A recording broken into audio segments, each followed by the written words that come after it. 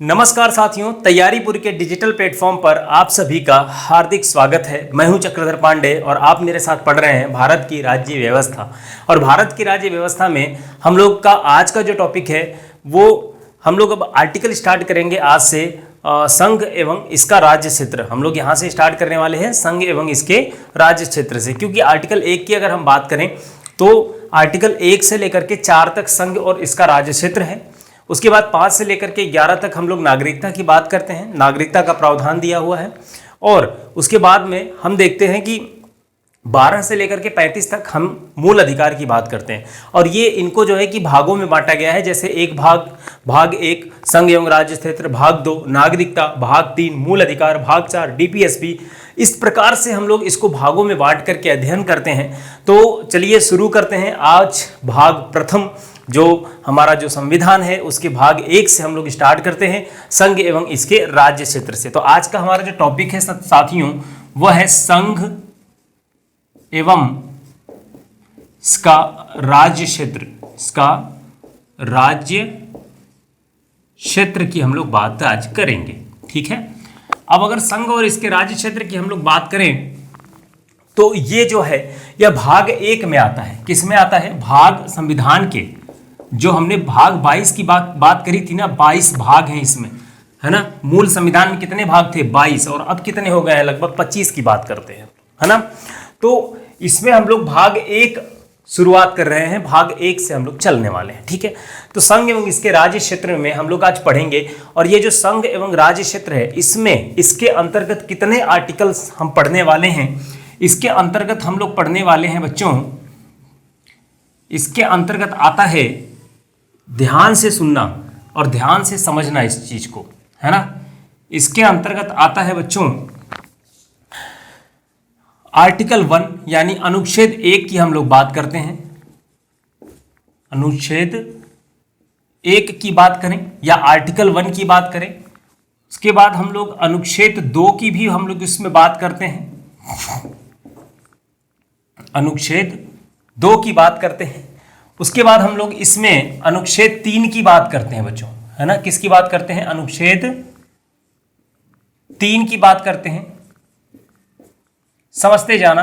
अनुच्छेद 3 की हम लोग बात करते हैं और उसके बाद हम लोग इसमें अनुच्छेद 4 की भी बात करते हैं, ठीक है। अनुच्छेद हम लोग 4 की भी बात करते हैं, ठीक है। तो इसमें भाई साहब देखो, इसमें अनुच्छेद 1 हम लोग पढ़ेंगे, अनुच्छेद 2 क्या कहता है, अनुच्छेद 3 क्या कहता है और अनुच्छेद 4 क्या कहता है। इतनी बात क्लियर हो गई। अब देखो अनुच्छेद 1 से जब हम स्टार्ट करें तो अनुच्छेद 1 में कहा गया है इंडिया यानी भारत।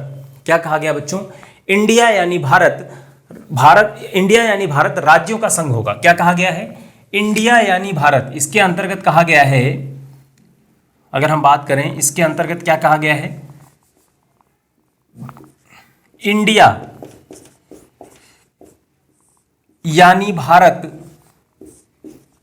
इंडिया यानी भारत, ध्यान रखना, भारत किसका संघ होगा? राज्यों का संघ होगा बच्चों, है ना। राज्यों का संघ होगा। इंडिया यानी भारत राज्यों का संघ होगा। एक चीज यहां ध्यान रखना आप कि यहां पर इंडिया और भारत एक ही ऐसा अनुच्छेद है संविधान में जहां पर इंडिया और भारत का प्रयोग साथ साथ में किया गया है, ठीक है। इसीलिए हम इंडिया भी बोलते हैं और भारत भी बोलते हैं। तो इंडिया यानी भारत राज्यों का संघ होगा। क्वेश्चन पूछा जा सकता है कि इंडिया और भारत एक ही जगह पे किस अनुच्छेद में इनका उल्लेख किया गया है? तो यह है अनुच्छेद 1। अब देखिए इसमें यह कह रहा है कि इसके अंतर्गत आता है संघ और राज्य क्षेत्र, इसके अंतर्गत कंसीडर किया जाता है। क्या किया जाता है? इसके अंतर्गत भारत के राज्य क्षेत्र कंसीडर किए जाते हैं। और भारत के राज्य क्षेत्र के अंतर्गत इसमें यह बताया जाता है कि कौन कौन से जो क्षेत्र हैं वो आते हैं, है ना। तो इसके अंतर्गत आते हैं राज्यों के क्षेत्र, जितने राज्य हैं ना उन सारे राज्यों के क्षेत्र इसमें आते हैं बच्चों, राज्यों के क्षेत्र आते हैं इसमें, ठीक है। उसके बाद इसके अंतर्गत आता है संघ क्षेत्र, संघ द्वारा जो संघ के जो क्षेत्र है ना वो भी इसके अंतर्गत आते हैं, संघ क्षेत्र भी इसके अंतर्गत आते हैं, जो संघ यानी केंद्रीय, केंद्र की बात करें, उस संघ के क्षेत्र भी इसके अंतर्गत आते हैं। और इसके अंतर्गत आते हैं ऐसे क्षेत्र जिन्हें किसी भी समय, है ना, भारत सरकार द्वारा अधिकृत किया गया हो। ठीक है, यानी हम कह सकते हैं कि भारत सरकार द्वारा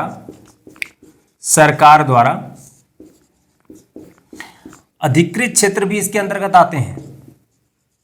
अधिकृत क्षेत्र भी बच्चों इसके अंतर्गत आते हैं। तो आप ध्यान रखना कि इसके अंतर्गत यानी इस आर्टिकल 1 के अंतर्गत इतनी चीजें आती हैं, या आर्टिकल 1 परिभाषित करता है भारत के राज्य क्षेत्र को, और इसके अंतर्गत आते हैं इंडिया यानी भारत राज्यों का संघ होगा, ये चीज कही गई है।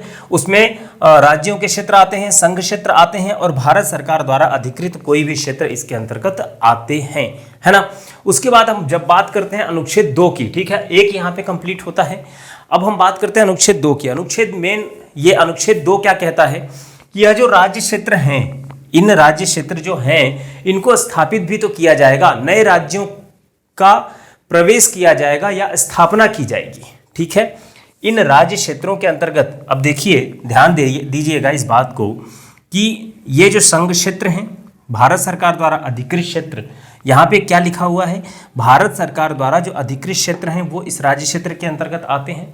तो इसका मतलब ये क्षेत्र बनेगा कैसे बनेगा ये क्षेत्र, भारत सरकार कैसे इन क्षेत्रों का निर्माण करेगी, तो नए राज्यों को प्रवेश करेगी, ठीक है, या नया क्षेत्र बनाएगी और उनकी स्थापना करेगी।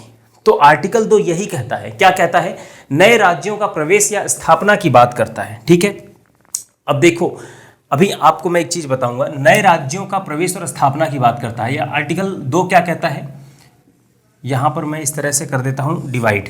ठीक है, नए राज्यों का प्रवेश और स्थापना।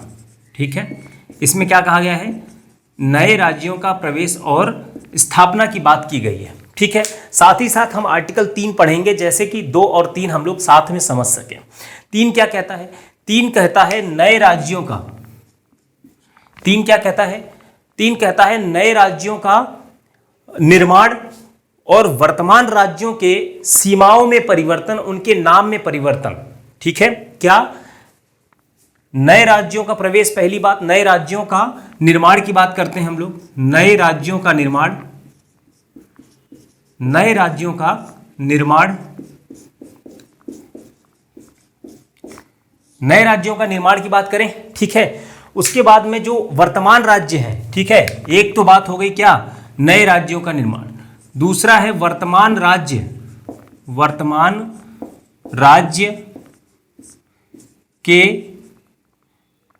जो सीमा है उसकी सीमा में परिवर्तन, वर्तमान राज्य के सीमा में परिवर्तन,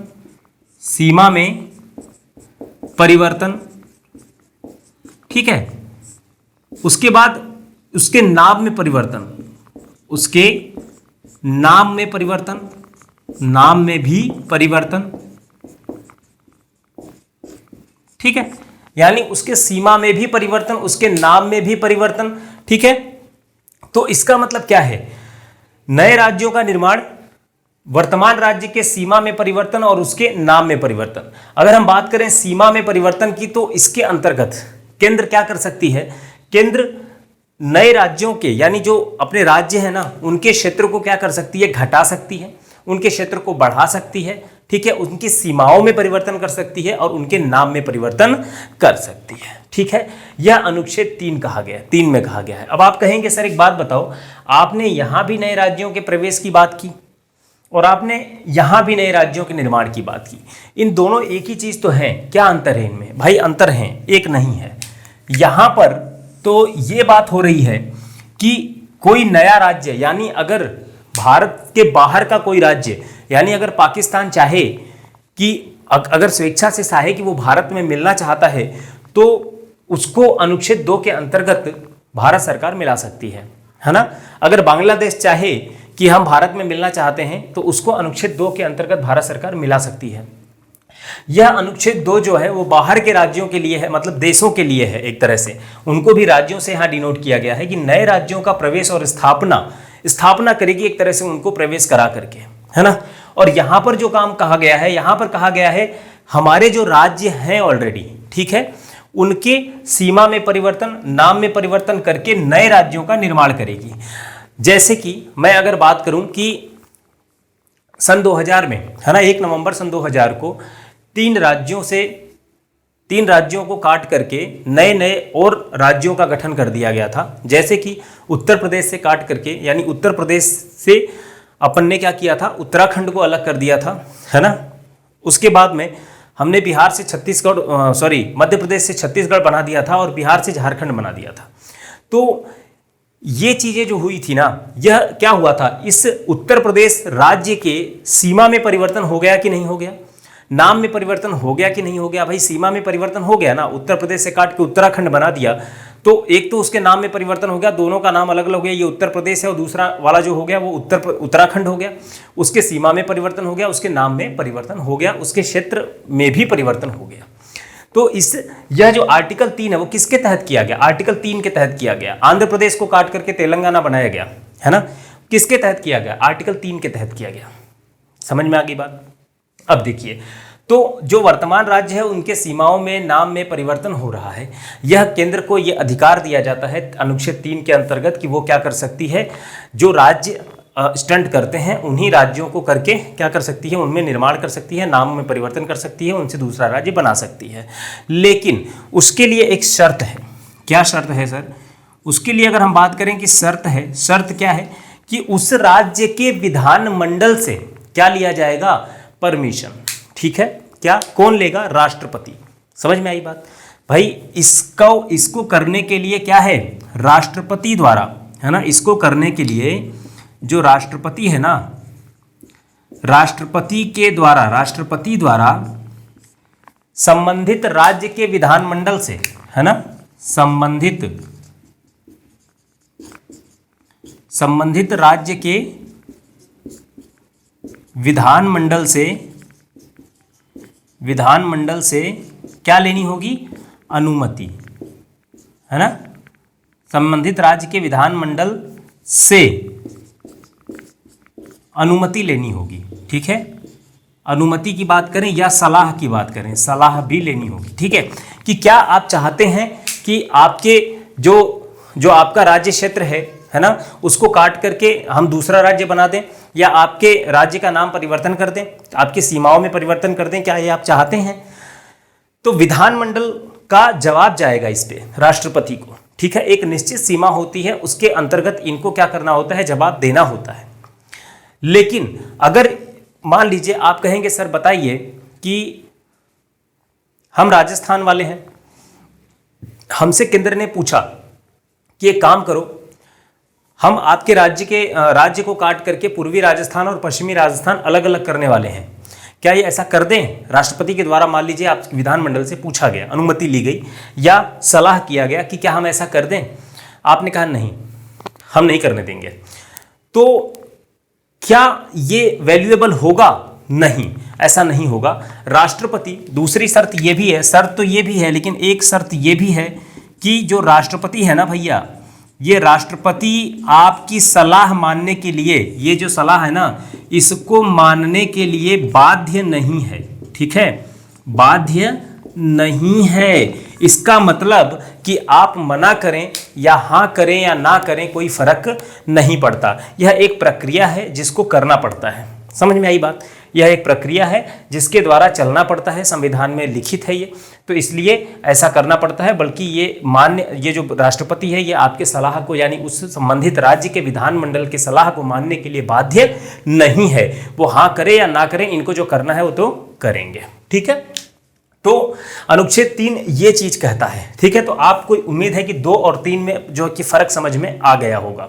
उसके बाद अगर हम बात करें 4 की, ठीक है, इतना बड़ा परिवर्तन हमने 2 और 3 के तहत किया कि भाई हम किसी दो देश को ही मिलाने की बात कर रहे हैं, है ना, हम किसी देश के क्षेत्र को भी मिलाने की बात कर रहे हैं।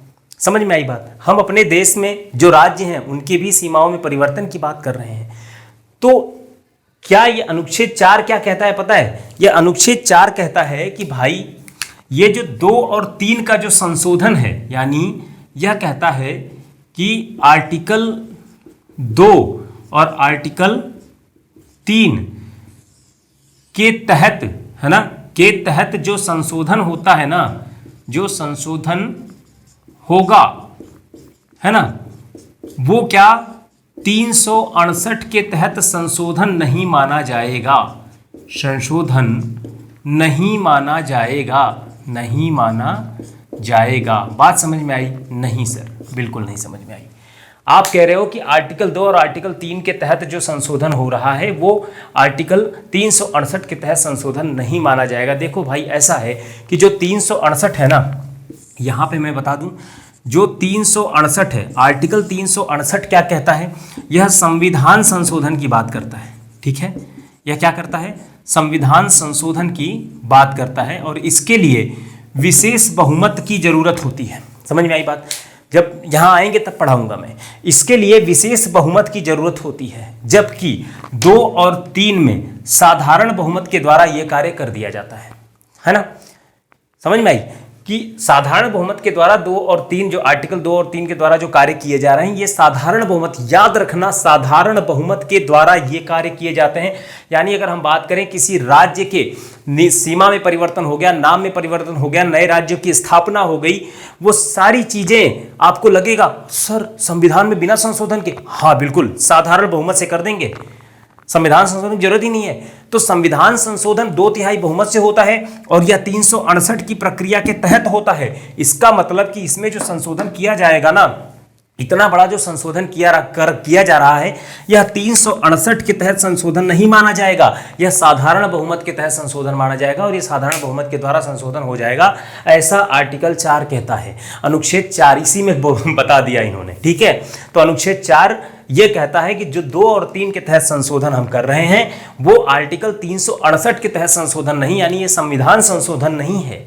ठीक है, यह संविधान संशोधन नहीं है, बल्कि साधारण बहुमत के द्वारा हम संशोधन कर दे रहे हैं, राज्यों का निर्माण कर दे रहे हैं। समझ में आई बात?